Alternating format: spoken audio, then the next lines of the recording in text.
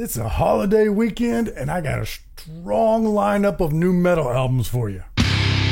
Welcome, metalheads. I'm the host of Heavy Metal Philosophy and writer for Metal Digest, John Barbas. Make sure you stick around to the end of the episode for this week's album art of the week. It's the weekend. That means we got new metal albums to talk about, and I'm bringing you my top 5 favorites. But before we do the top 5, let's talk about this week's big album releases. This week I've only got one really big one, but it might be the biggest one of the year. Rotting Christ with their 15th studio album, Pro Cristo. This week on the podcast, I broke down my thoughts on the album, and I did it in context of all their albums throughout their history. We started at the beginning and worked our way up front. If you want to catch that podcast, I'll have a link for you at the end. Don't go anywhere. I'll make it real easy. Now let's do the top 5. Coming in at number 5, Lamentere with Ex Umbra Lucem, Latin for From Shadow to Light. This is symphonic black metal out of Denmark. And what I really love about this one is how well incorporated the orchestra is.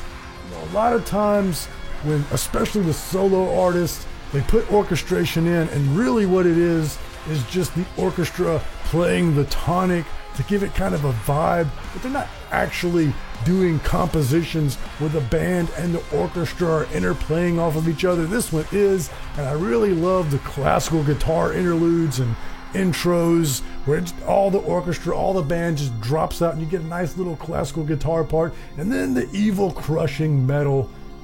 Very well arranged. I love this one. Check it out. Coming in at number 4, Morgue, Close to Complete Darkness, brutal death metal out of France. I love the chainsaw riffs on this one and the head-bobbing groove. A lot of times, brutal death is a little bit too fast with the staccato to me. This one, they pace it just right. I would not call it mid-tempo. It's definitely faster than mid-tempo, but it's not chaotic.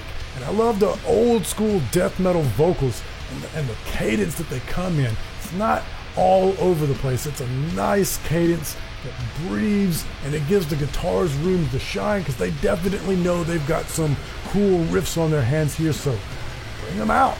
Check it out. Coming in at number 3, Zolfo, descending into inexorable absence. This is some sludgy doom metal out of Italy. Y'all know I love filthy sludge metal, and this is definitely filthy. And then right away there's a saxophone solo. Y'all know I love extreme metal with a saxophone in it, and I always thought that's cool. But then the next song, no saxophone solo. The saxophone is an accompaniment. It's actually a part of the song and not just the solo section. And I love that. It doesn't have to just be solos with the saxophone or any horn or orchestration for that matter. Just use it when it feels right, and it felt right here. Check it out. Coming in at number 2, Shatter with their self-titled album. This is some thrashy groove metal out of Czechia, and if you are a fan of Sepultura or Soulfly, you will definitely dig this. I get strong vibes of influence from the Cavalera brothers, plus there's a little bit of synth here and there, a little bit of piano, some modern elements, but a whole lot of that tribal extreme metal. This time, instead of inspired by Latin America, it's inspired by New Zealand, but still, got that vibe. I definitely could tell that they listen to a lot of Sepultura. Check it out. And hey, before we do number 1, I just got something I want to say to you. If you love metal the way that I love metal, then you're in the right place. Because I do this every weekend, breaking down the best new metal albums that get released. And then every Tuesday is the podcast, free on all platforms, where we talk about the philosophy and the underpinnings of the metal community. Thank you so much. Now, let's do number 1. Coming in at number 1, Veil of Panath with Between the Worlds of Life and Death.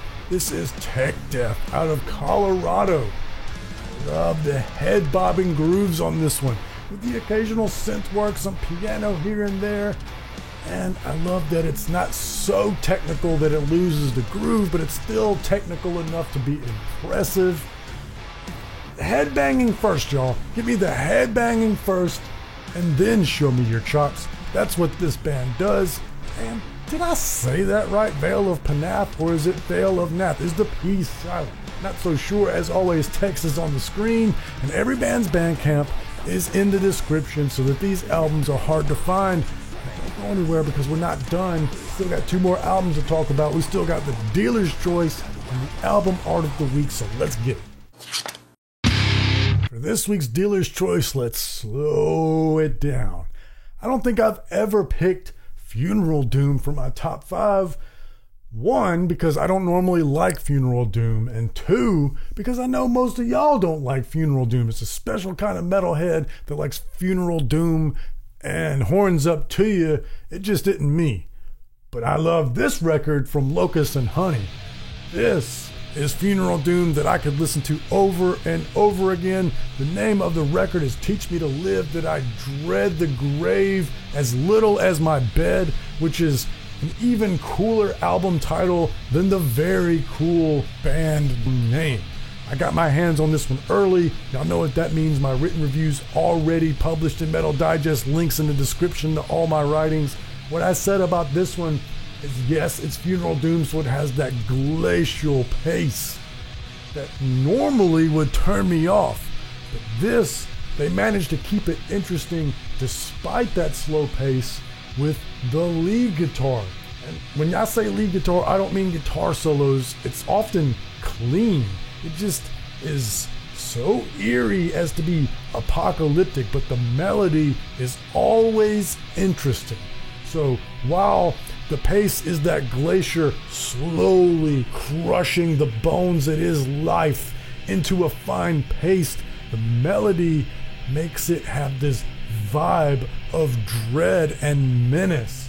The whole time I was like, ooh, whoa, that's cool. That's why it's this week's Dealer's Choice. Now let's talk about the album art of the week.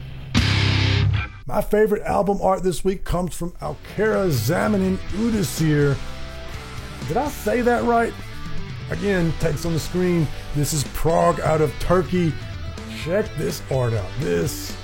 We're going back to that artsy fartsy stuff. I love this image. You got a human whose head has been taken over by a TV trying to escape this bleak building, and the person is trying to look at the corner there, beautiful, colorful nature. That's what the person's trying to get to, away from this drab and gray, bleak architecture, but because of the TV, tethered to the building, so can't really reach the nature, can they?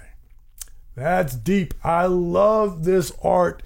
That's great art. Definitely made me want to listen to the album. And speaking of great art and albums that you absolutely need to listen to, the new Rotting Christ, Pro Christo. This one went up to the next level, y'all. I had some serious thoughts about the new direction that Rotting Christ is going after heretics and rituals. This one takes it up a notch. So if you want to catch that podcast, just click right here. But most importantly, read philosophy, listen to metal. I love you.